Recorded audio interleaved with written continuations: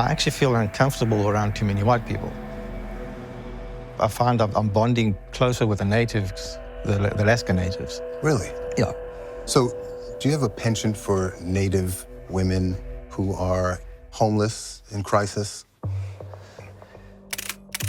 It's been called the memory card murder. A brutal homicide found on a stolen cell phone. The victim dying on a hotel room floor. The killer mocking her in a distinctive accent. Face the camera, bitch.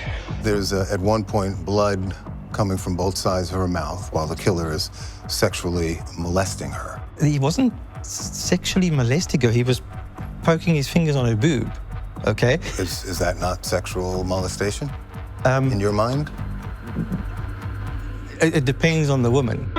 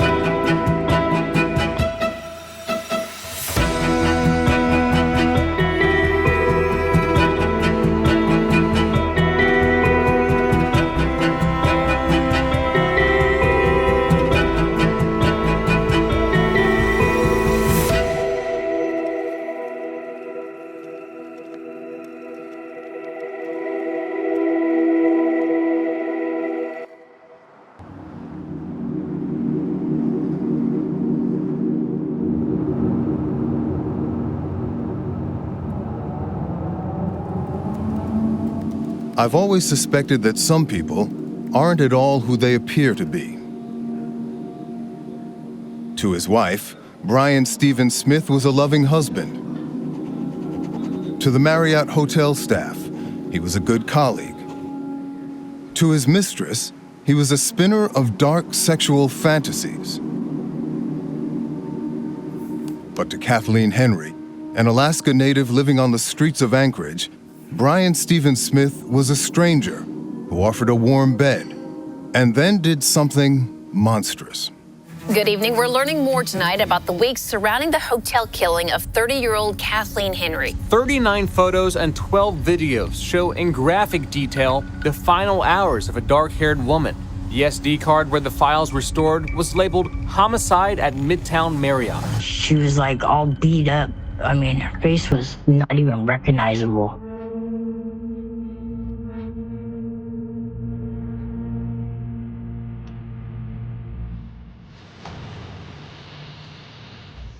Hello.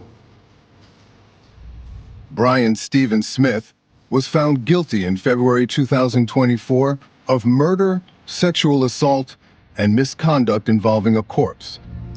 How are we doing, guys? We're set. We're good? Okay. And now, for the first time, he has agreed to tell me his story and to answer for these crimes. Well, Brian, we're here because we really want to understand the mindset and motivations behind your actions in this case, okay? Tell me, why are you here today talking to us? Because you asked me to. You could have said no, but you agreed. Why? Yes, yeah. Well, I have my side of the story as well that I'd like to get out. You want to be heard. Yes, I have to get something out on my side at least. Smith's side starts when he met a woman who lived very far away from his native South Africa. You had found love late in life with an older woman, right? Stephanie. Tell me about her. Yeah, so we actually met playing a game on internet, and we became friends and we started talking outside of the game.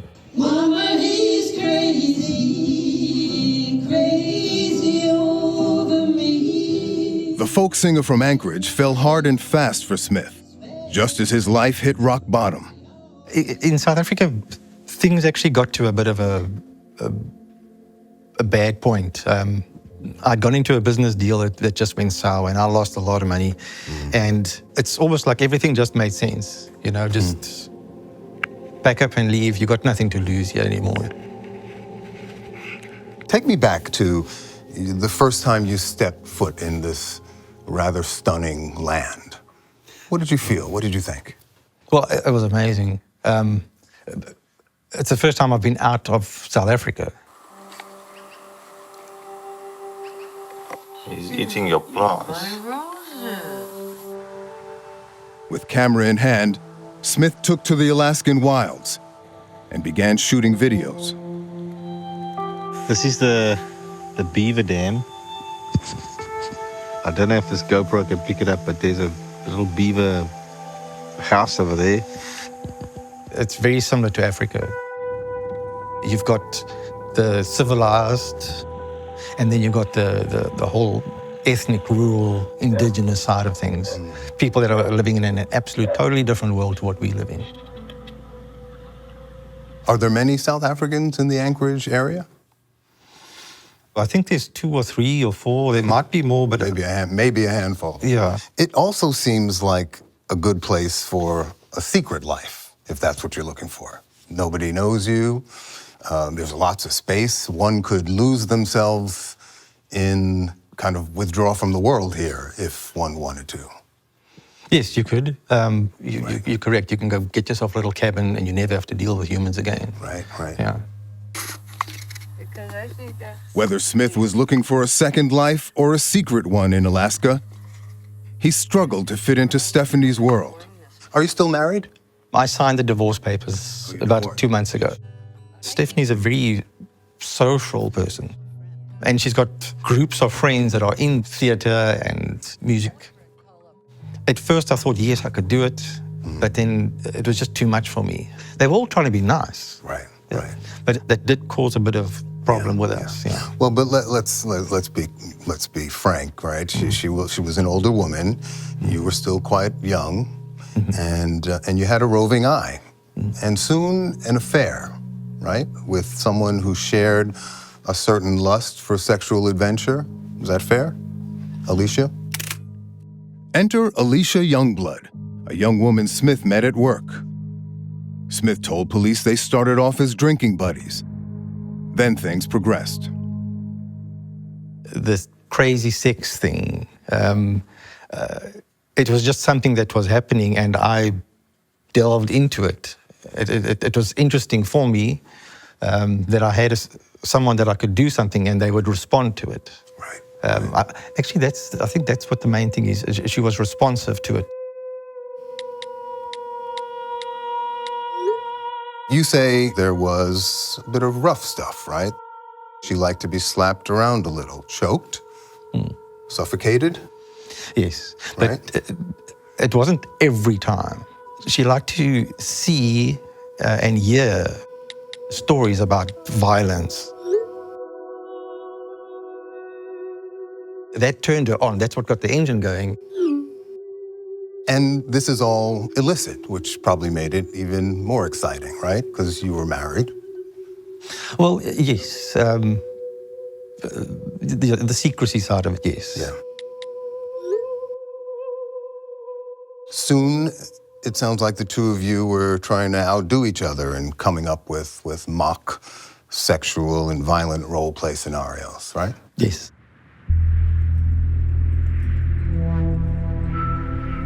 She would tell me about her criminal history. I knew they were not true stories. She would tell me that she'd been chased across America by the FBI, and she was part of a gang that used to rob banks. That's not real, though. But that's where the whole murder thing started coming in. So, And you played along. so one day I said to her, well, I've also killed somebody, So I've also got a story, And it turned her on massively. It worked. She loved making up stories like that. If any woman goes to any man and says, say this or do this, and I'll get horny, that guy's gonna do it. By day, Smith says, he and his wife kept up a loving, if passionless, marriage. It sounds like you did sort of slip into a kind of a double life. The Brian, who's the dutiful husband on the straight and narrow, and then, on the other hand, a reckless kind of alter ego, right? The one who would drive into the night looking for cheap sex. By night, Smith would troll the streets of Anchorage, in his black pickup truck. I did go out, but it wasn't for going out for sex. Basically, I was having a very stressful life, and I would drink a glass of whiskey just before bedtime. Then that would be midnight. And if that didn't knock me out, sometimes it would give me that, you get your second breath now. Get a little energy and from it. then I'd say, oh, now I need to go driving.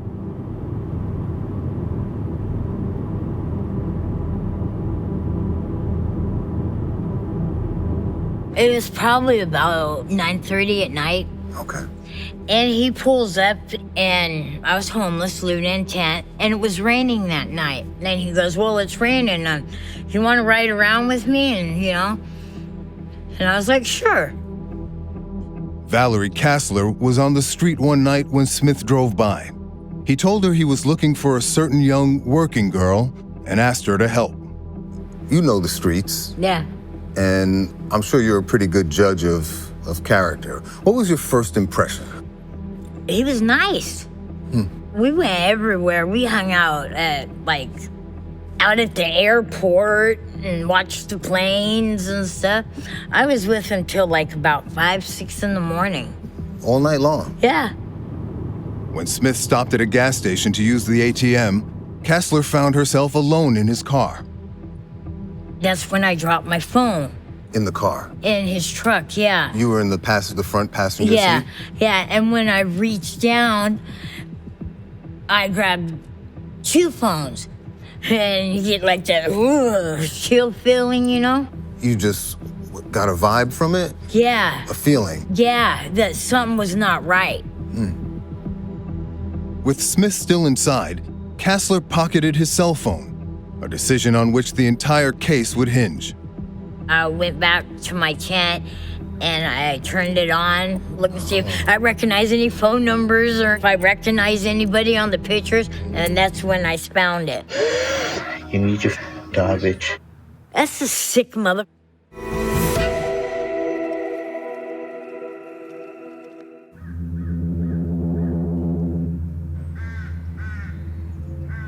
In the fall of 2019, in a tent in the woods around Anchorage, Alaska, Valerie Kassler took out a phone she had stolen from Brian Stephen Smith's car and pressed play.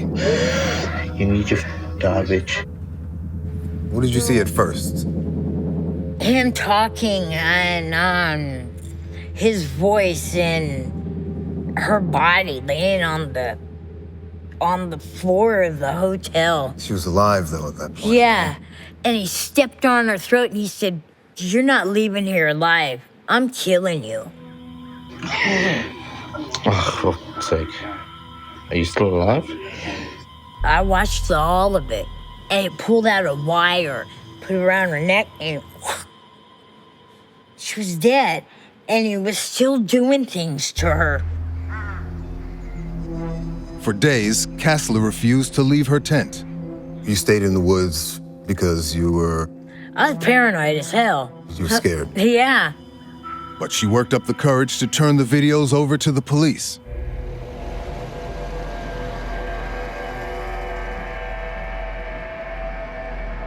It was the hardest thing I've ever had to watch in my life, not just being as a police officer. This was the worst thing I've ever seen happen to a human being. Detective Brendan Lee had a colleague who overheard the videos and the distinctive voice. He recalled a case that he had worked that involved a male with an accent. And he gave me the name Brian Stephen Smith. Lee checked the Marriott guest list from the night of the videos, and sure enough, To see his name on there, it was kind of like like you said, like a big aha moment, like, okay, now we know who we're looking at. then, just days after police got the video, Human remains found at mile 108 of the Seward Highway a week ago belonged to a woman who had long, dark hair. with a prime suspect and a body to match, the race was on to gather evidence. The FBI told us, hey, his phone is hitting off a tower near mile 108, the Seward Highway. And also, there was a timestamp on one of the images with Kathleen Joe Henry in the back of the pickup truck. And that was also like an aha moment, because his phone's hitting here at this time, this image is at this time, and it's at the location where the remains were found. Detective Lee intercepted Smith at the Anchorage airport, returning from a trip with his wife. Mr. Smith, I'm Detective Lee, the Anchorage Police Department. I just want to show you my badge, my ID, so you know who you're talking to. This is Detective Bell, my partner. We have some matters we wanted to clear up with you to talk to you today, so I appreciate you coming up here with these guys and talking to me. So you have the right to remain silent. Do you understand that? Yes. You have the right to talk to a lawyer and have him present with you while you're being questioned. Do you understand that? Yes. Smith tells me that afternoon, the police caught him off guard. I just flown all the way from DC Right. to here. And you've obviously flown from lower 48. Sure. You know what it feels like now. Yeah. I flew 4 time zones across a 10-hour flight. Right. When I landed, when they stopped me, I was already, in the legal terms of the words they use, is in a weakened state of mind. When you're under investigation for serious crimes, you don't get to pick your, No, I know. your I fully period of understand. rest before an interrogation. I just wanted to show you these pictures, see if they would help you kind of refresh that night. Some of the The detectives start small, without letting on how much they already know about the killer sitting in front of them. Can you tell me what's in that photo? There's somebody's feet. Okay. Yeah. I'm looking at your shoe. I mean, it looks like the shoes you're wearing right now. Yeah, it does, yeah. But what's happening when that's... What's happening is on this video, on these images, the person that's recording it is holding the recorder and is standing basically above this girl and strangling her. Okay. And so we need to talk about this. We need to get ahead of this, Mr. Smith. I don't want to act stupid, but I don't remember anything. I don't remember anything. Okay. For an hour and a half, I said, I didn't do that, I didn't do that, I didn't do that. Over and over and over. In ad nauseum, I said that. You're not saying that. You're saying that you can't remember. I do not remember anything like this. Honestly. That looks like a Marriott card. That looks like my truck parked over there. It is.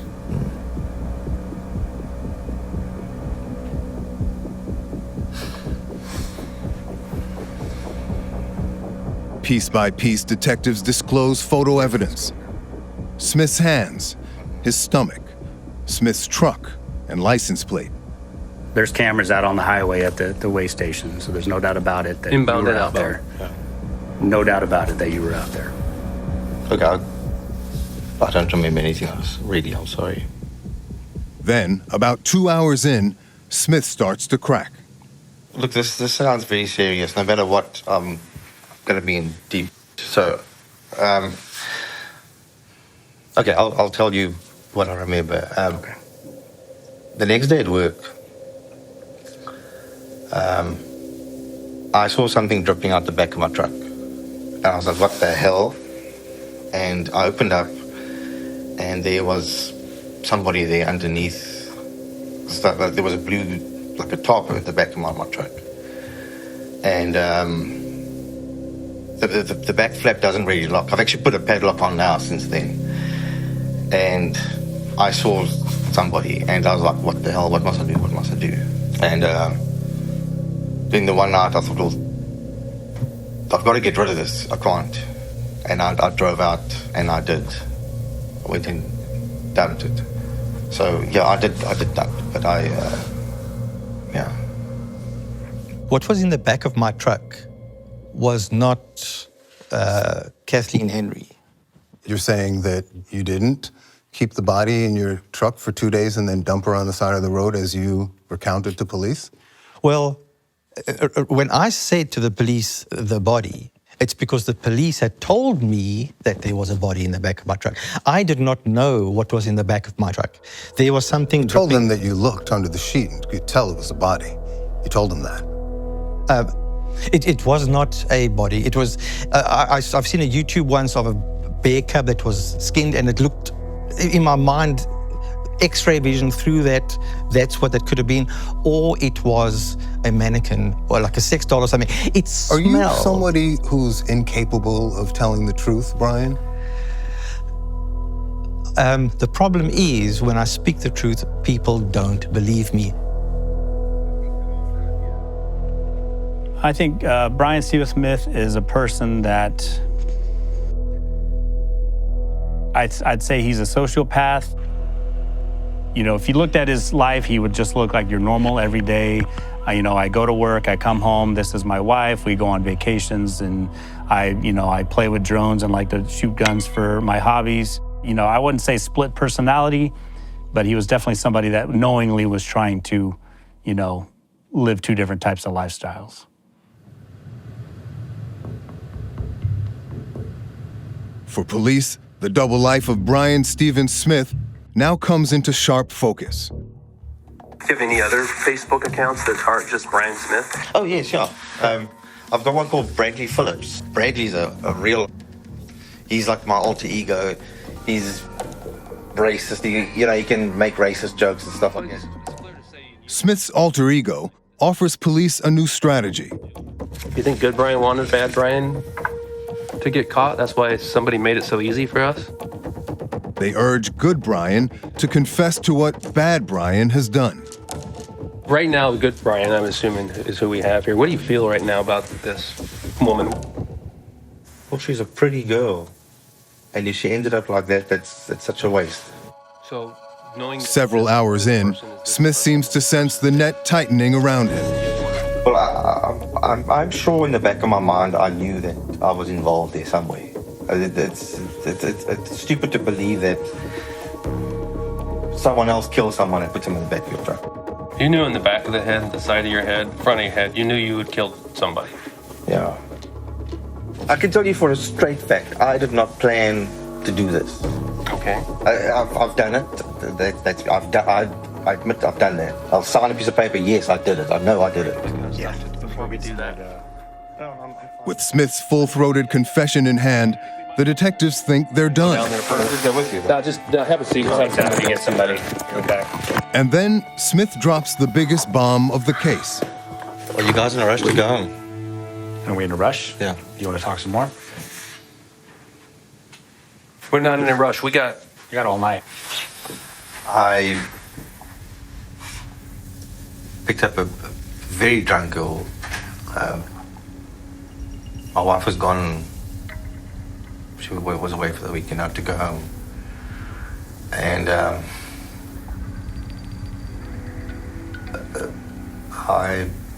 I shot her.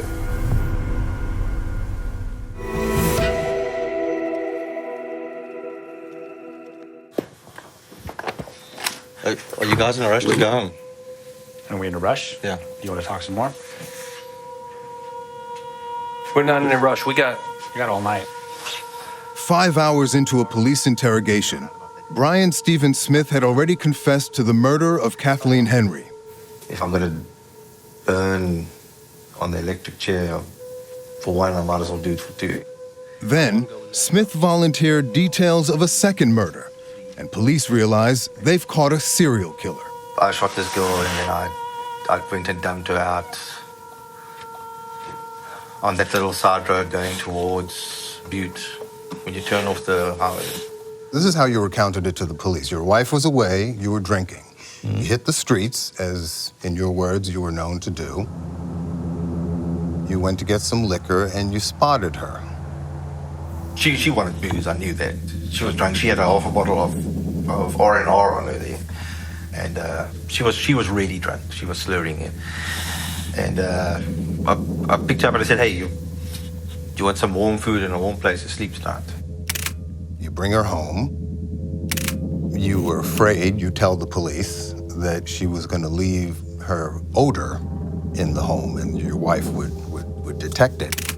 So you told her to take a shower. She was smelling. I knew she was homeless then. You know, she was stinking. And I was getting upset and I said to her, go take a shower, you know, because now there's smell in the house, you know. And she wouldn't do it. She kept saying, no. He said, I clearly remember this. And again, I'm not lying to you. I don't remember. I can't visualize the girl. But when I went to the garage and I got my pistol and I said to her, go to the shower, and she wouldn't. And I just did that. And While she was on the couch? Yeah. I just shot it. The evidence lined up perfectly with Smith's account. A human skull had been found 6 months earlier at the site Smith named, pierced by a bullet. Police would later find an SD card at Smith's home with a video of a woman lying naked on the floor. Forensics identified the victim as Veronica Abowchuk, another Alaska Native woman who disappeared from the streets of Anchorage.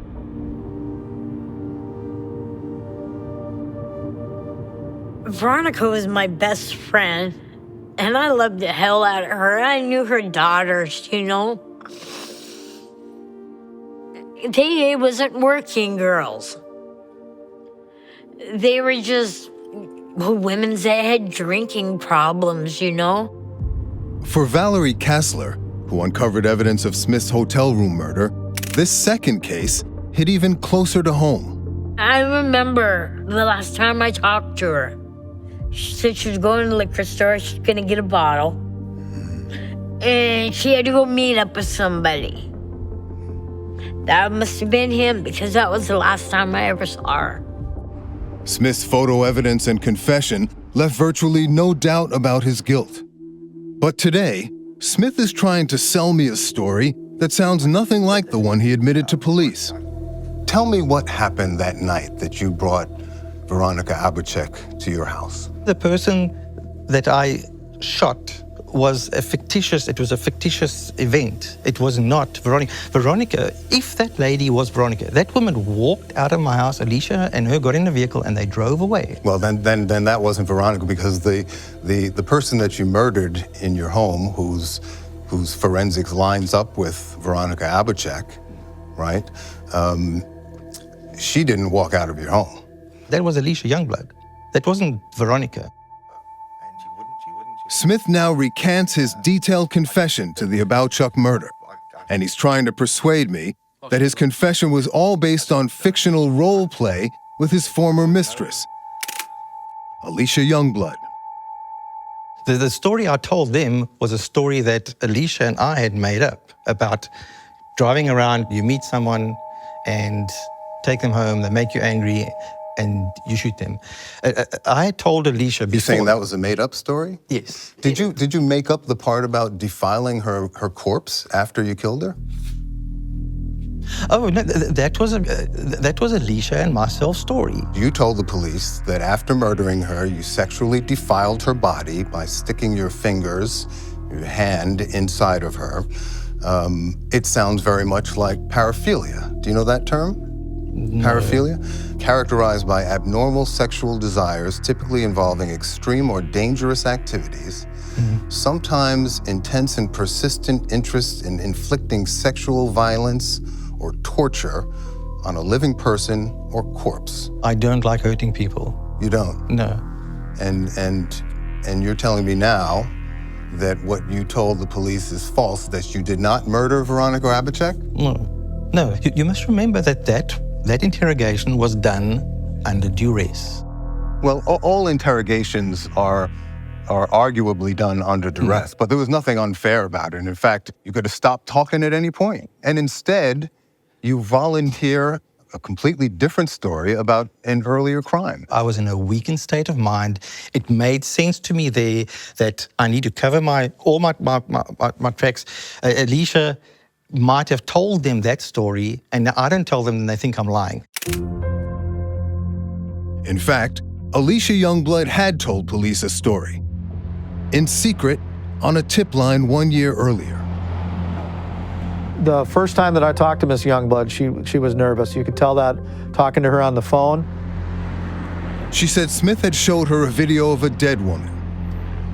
He's going in her, and then he'd draw his hand out, and he's holding the GoPro, and then he'd wipe his hands on her leg. She loved this Brian Smith, but now she did not love him anymore after seeing this video.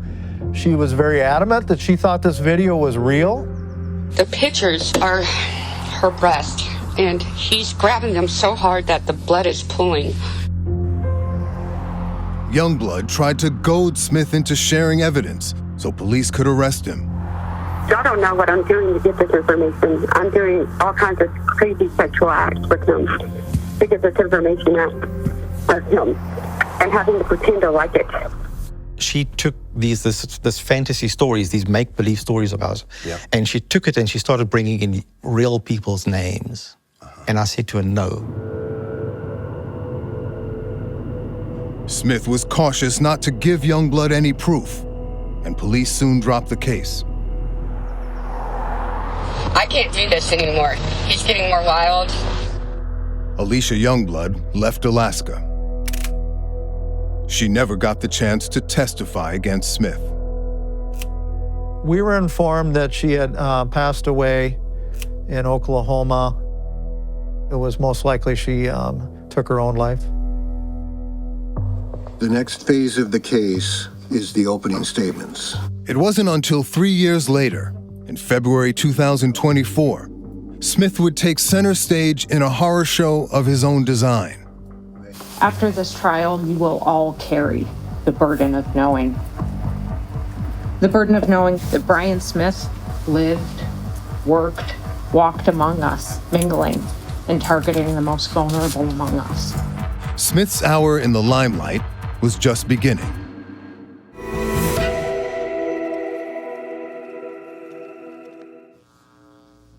Let's bring the jury in.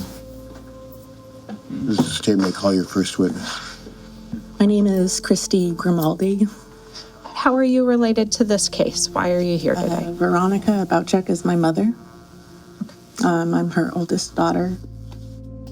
In February 2024, the trial for the murders of Veronica Abouchuk and Kathleen Henry began. In October 2019, I was contacted by family to meet with a detective. And looking back at that, I was in complete denial or holding on to any hope. I remember thinking, wow, they found her. You know, maybe she's somewhere. And it's just in awe that I believed that, you know. Smith appeared calm as witness after witness laid out evidence against him. But the smoking gun was the evidence Smith produced himself. Those videos depict a woman that we now know to be Kathleen Henry being strangled, tortured, and killed.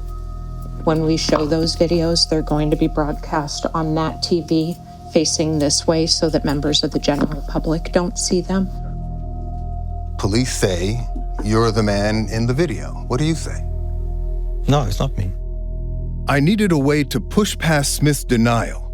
If he wouldn't admit to the crimes, could I get him to describe the killer? Let me describe to you what the man in the video, the killer, did and ask you to profile him for me. Well, I didn't want to watch him ever at all, but they forced me to at the trial. My name is Brendan Lee, last name L-E-E. So in this video, it's going to start out and you're going to see Kathleen Henry on the floor.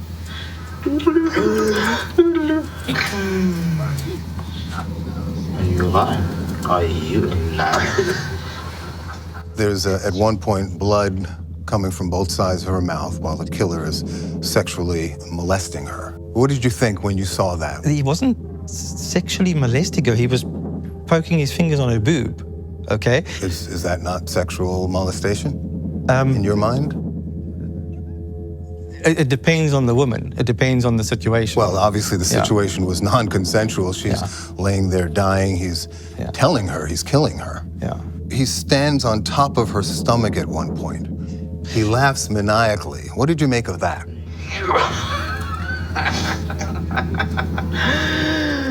I don't remember him laughing. Even as he downplays the cruelty captured on video, Smith offers clues about the man behind the camera. Did it seem to you that the killer was enjoying himself? No. The guy sounded frustrated. Oh, for fuck's sake. Are you still alive? I'm not so tired. The guy said that She must hurry up. You know, she must die. She must hurry up. People need to cooperate. People need to know when they're being serial killers. The person sounded like he had lost control. Like he'd lost control. Interesting. So that it was unplanned, maybe spontaneous? No, from the wording the guy used, it sounds like he was documenting something, so it was planned. As you can notice, the tongue is like swollen. That eye is swollen as well. Why was he documenting? Yeah. Why would somebody do that? Well, they're obviously making money out of it, as far as I know. Yeah. Could he have been doing that to watch it back and get thrills from it? I don't know, he probably could have. If you find him, you can ask him that. The killer is giggling and laughing. Do you remember that? Probably the ugliest part was where he had his foot on her throat. What kind of man could do that? A nasty person. She's making horrific sounds with her dying breaths. Do you remember those sounds? Well, that was the first noises that came out when the first video played. They showed the girl trying to breathe. Yeah. And that, I do not like that. Can you describe them for me and how they made you feel? I didn't like hearing it. I don't like to hear that stuff. So he has the throat, he has the string I've got. Okay, I'm gonna pull the string quickly, okay? He's strangling her with a green string, straddling over her, right? You remember that? Berating her, fondling her. I'm trying to make a movie, you stupid blood-sucking. And it sounds like he's doing that for an audience. He's making a movie. He's definitely making a movie.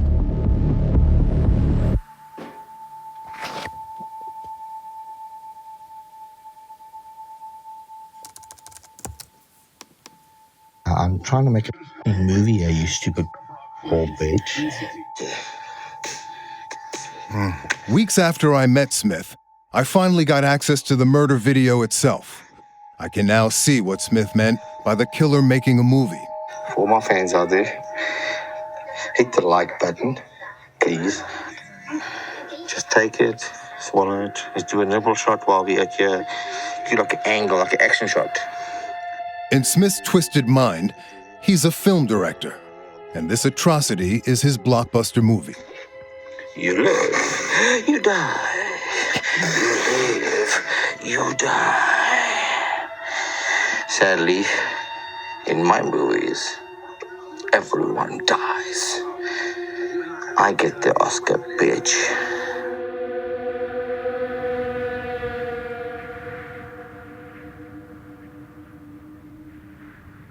Right. Here's what resumes Secretary Arnold Captain's back tonight. Please be seated. In the end, Smith's movie did meet its audience. Let's bring the jury in to investigate. 12 men and women, and they quickly delivered a verdict. Mr. Smith, could you please rise? I will read the forms, the verdicts. We, the jury, find the defendant, Brian Stephen Smith, guilty of murder in the first degree as charged in count 1. Guilty for the murder and sexual assault of Kathleen Henry and Veronica Abowchuk. His sentence, 226 years in prison. I can tell you as a professional journalist, the evidence against you is insurmountable. You're not getting over it. Isn't there a part of you, you're still a young man, isn't there a part of you that just wants to unload, unburden this whole thing and talk truthfully about what actually happened?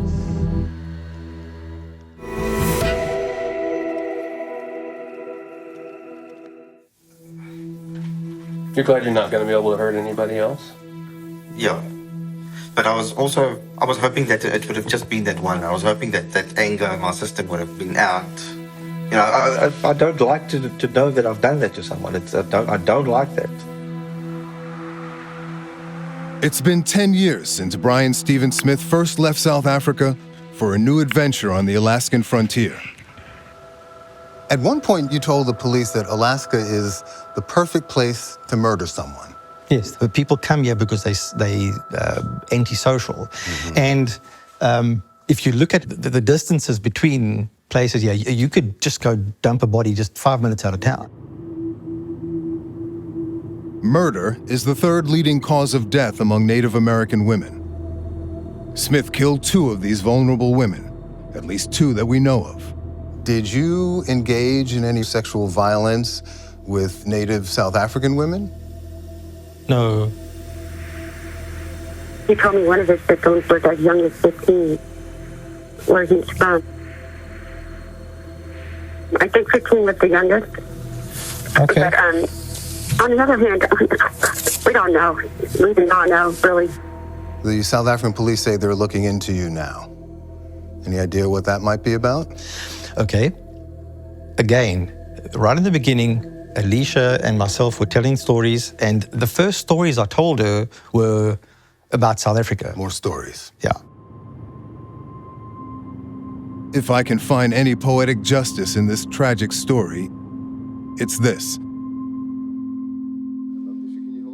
Smith landed behind bars thanks to a woman who lived on the streets with his victims.